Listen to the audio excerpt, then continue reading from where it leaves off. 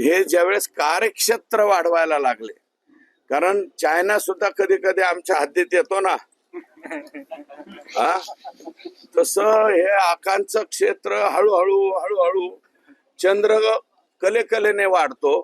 आमच्या आकांचं म्हणजे क्षेत्रफळ हे किलोने वाढायला लागलं, किलोमीटरनी पुढं.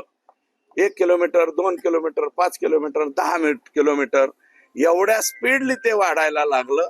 त्याच्यामुळं ते लोकांच्या डोळ्यावर आलं. आणि यापूर्वी ते आष्टी मतदारसंघात येत असताना त्यांना एकदा मी समज दिली होती की तुमचं हे जे चाललंय ना, हे अतिशय गैर आहे, चुकीचं आहे. हे धंदे तुमचे करायचे असतील तर तुमच्या मतदारसंघापुरते करा, तुम्ही बाहेर निघू नका. हे आकांना मी सांगितलं होतं, आकांनाही सांगितलं. परंतु त्यांनी आमचं ऐकलं नाही. मग आता हे काय, लहान लहान लेकरांना उचकून द्यायचं, पिटवून द्यायचं. हे जे पोरं ज्यांनी मारलंय त्या लेकरांचे वय किती येतो? 21, 22, 23.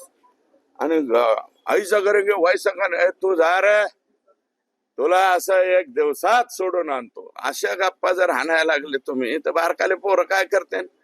अरे तुम्ही नीट सांगा ना लेकरांना. आणि हे जे आहे, हे तुम्ही जे मागताय इतकाला कोण देत असते? आणि कंपन्या काय साध्या सोप्या नसतात. या कंपन्या ज्या परदेशी पैसा आणतात, निधी आणतात, त्या डायरेक्ट देशाच्या पंतप्रधानांना सुद्धा भेटतात, कधी कधी देशाच्या गृहमंत्र्याला भेटतात. आणि तुम्ही बघितलेलं ना माग काय काय झालेलं आहे. अनेकांचे राजकीय जीवन सुद्धा स्टॉप झाली होती.